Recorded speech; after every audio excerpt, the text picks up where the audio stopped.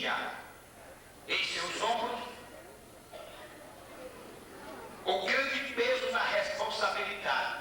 Até então, não tinha aparecido sinais nenhum. Estava para ser cumprido. Ele já tinha avisado, através de palavras de mensagem, tinha dado uma pista de algo que ele ia passar. Mas quando chegou a hora, quando chega a hora, dá um pouco de temor. E Jesus sobe ao monte para orar com seus discípulos.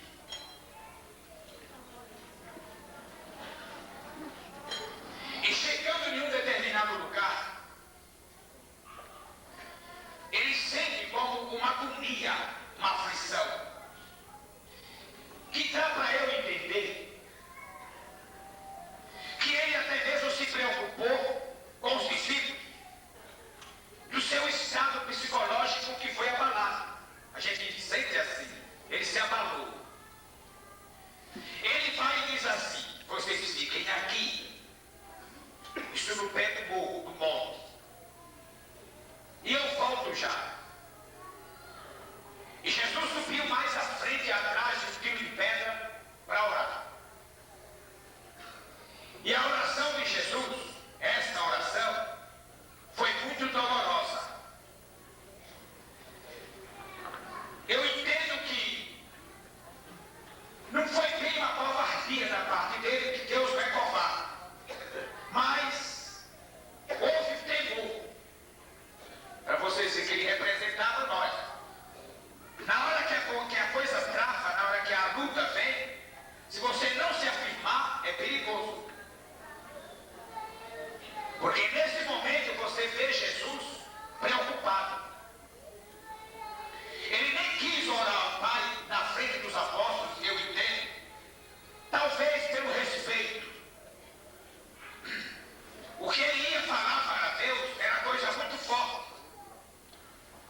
Que talvez ele não confiasse para essas palavras para Deus na frente dos apóstolos. Porque os apóstolos poderiam sentir alguma fraqueza ou uma covardia. Porque a Bíblia diz que quando ele se ajoelhou atrás do quilo de pedra para orar, era no momento que estava chegando a hora em que lá, do outro lado, por trás dos bastidores, isto é, os homens da lei, na época, já tinham preparado tudo para Jesus ser pego. A descida dele do monte já era uma certeza que os soldados iam pegá-lo. Como aconteceu.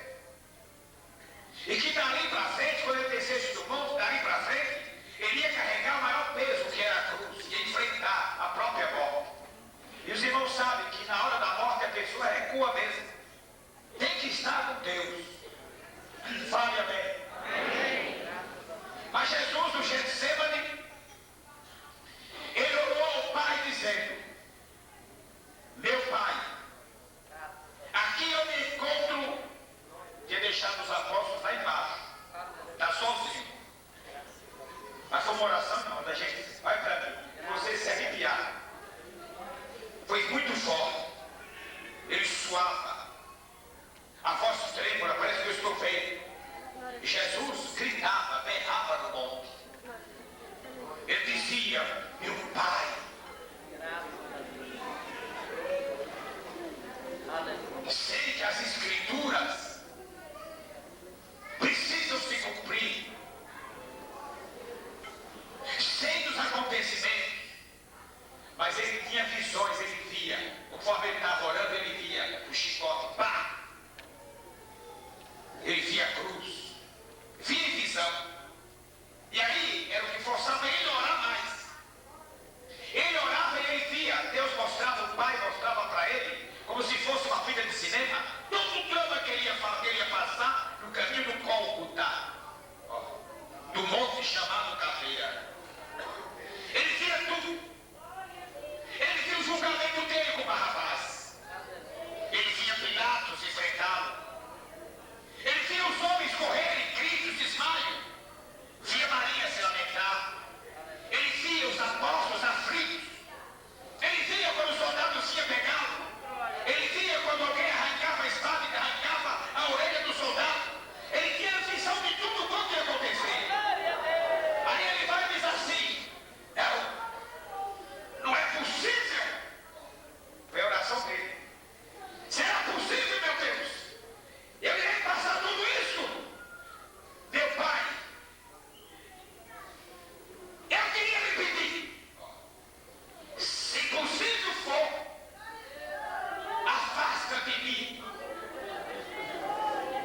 cruz. O cálice quer dizer sofrimento. Aí, veja bem, vocês veem que coisa bonita. Veio esse Espírito que ele disse assim: se for possível, afasta-te de mim esse cálice. Isto é, falar na minha língua para as crianças entenderem. Se for possível, isso que eu vou passar, essa cruz, essa interrogação, essa crucificação, essa morte, se for possível, deixe isso para lá, me salve disso. Não foi assim? Foi ou não foi? Mas ele disse também: mas se não for possível, Senhor, não interessa, nada importa, seja feita a tua vontade.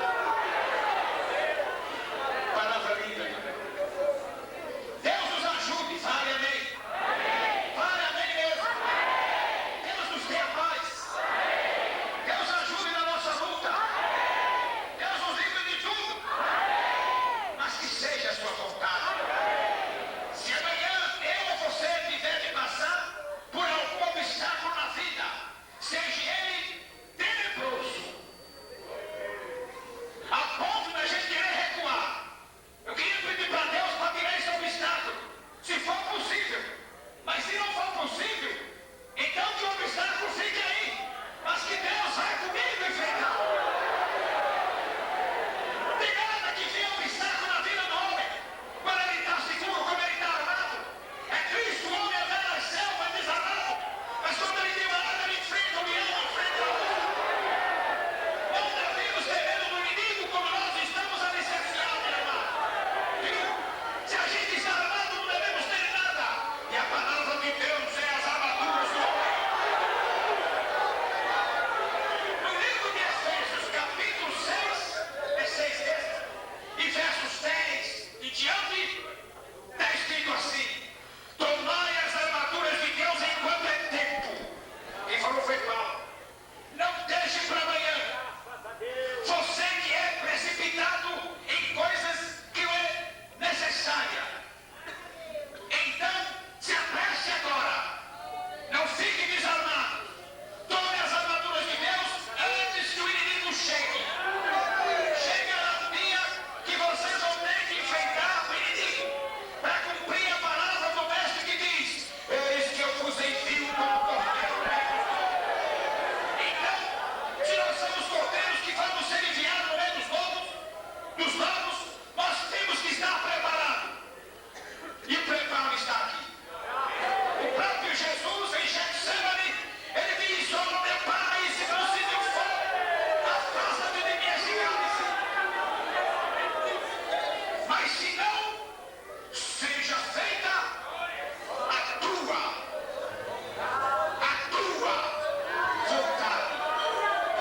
Então, mas chega me alegra. Eu quero que a vontade de Deus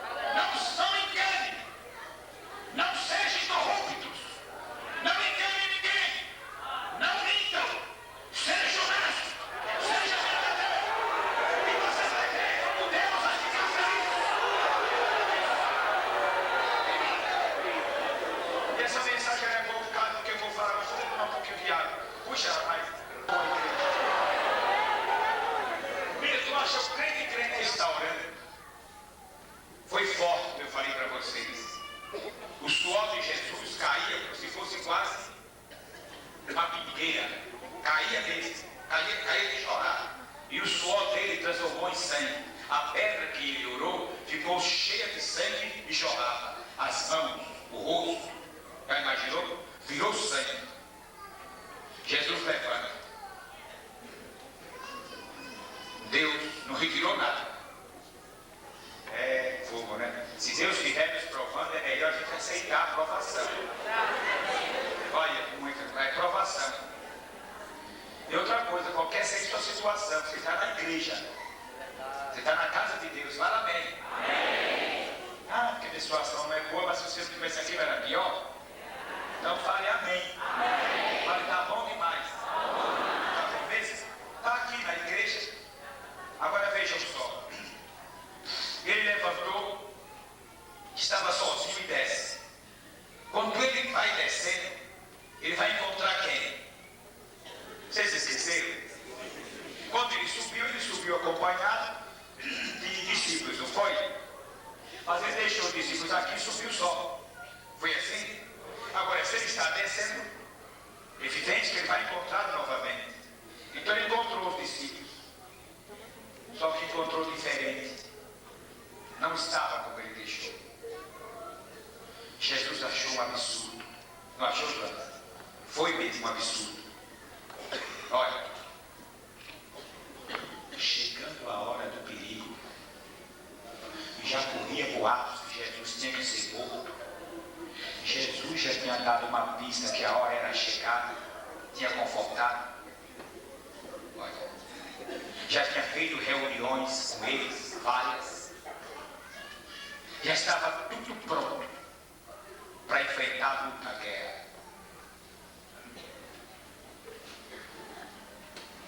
Então precisa tomar muito cuidado. Às vezes a pessoa está para ter uma vitória. Uma pessoa me contou, Daniel, que viu no escritório, não sei aonde, uma plaquinha escrita assim, né? Como que é? Bem na hora da vitória, eles sentaram para descansar e morreram. É só isso? Só isso. É psicológico. Bem na hora da vitória, faltando 2 minutos da vitória, para ganhar a guerra, eles, é outra coisa, eles tiram uma plaquinha, achei interessante, sentaram para descansar e morreram. Dá para entender, não? Na hora da vitória, e a pessoa, faltava 2 minutos, dissimulado, achava que já estava ganho, aí foi amolecer, o inimigo veio por detrás e matou, não foi assim? E Jesus desce do Getsêmani. Quando ele vai descendo as escadarias de pedra, as montanhas, que chega onde deixou os discípulos, ele vinha olhando e até mesmo escutando, para ter a alegria de ver barulhos de vozes, orando, clamando. Porque Jesus subiu aflito mesmo, porque o inimigo estava se aproximando e os discípulos sabiam. Para surpresa de Jesus, digo até um escândalo de fé. Quando Jesus chega ali, encontrou os discípulos todos dormindo. Você viu? Está aí, irmãos. Eu acho que valeu essa mensagem, está valendo. O Senhor Jesus, muito triste, falou com voz de pai, brincou com eles e disse assim: não faça uma coisa dessa. Meu Deus, meu Pai, o que eu estou vendo aqui? Vocês têm coragem de estar dormindo? Vamos, rapaz, levante. Levanta depressa. Acordai-vos. Não é hora para dormir. Alertam-se que o inimigo está chegando. E eles levantaram com o rosto empoeirado, viu? A cara amassada do sono, enquanto o mestre estava falando com o pai. O sono pegou eles. O sono é a falta de fé. O sono é chegar a hora que o Senhor está aqui na mesa, bem na hora de você receber ele, e você nem se toca. Aí, com a vida errada, sem reconciliar com Deus, acumulando erros, acumulando pontos. E agora Jesus tem uma soma sobre a nossa vida. Precisa deixar Deus falar com você. Você tem que deixar Deus falar agora aí na ceia. Arrependei-vos e acordai-vos. Jesus está mandando acordar alguém que está dormindo, está tomando a ceia indignamente, está com a cara empoeirada, perdeu a fé, não buscou mais a Ele, não lê mais Bíblia, não canta mais. Cadê os cantos? Esqueceram de cantar. Em casa ouvia música, não ouve mais nada. Talvez tenha até trocado a música cristã pelo barulho. Quem sabe? Agora está diante de Deus. Eu sei que dá para a gente ter vergonha do Pai, mas Ele vai nos perdoar. Ele é maravilhoso. Ele diz: acordai-vos, porque não há hora para dormir. Ele está mandando você acordar. E quando ele desceu lá embaixo, todo mundo sabe, você sabia? Foi quando ele desceu do monte, que está lá embaixo, ele tinha aqueles fachos, não foi? Fachos de luz que vinha no escuro por todo lado. Até que chegaram perto dele, e foi quando Jesus recebeu o beijo da traição, para que fosse identificado e pego pelos soldados. Queridos irmãos, antes do inimigo nos identificar, não vamos dar esse direito. Vamos acordar, vamos aceitar a luta, vamos ter coragem, vamos dizer para Deus: eu não vou recuar. Se Deus está me propondo, eu não.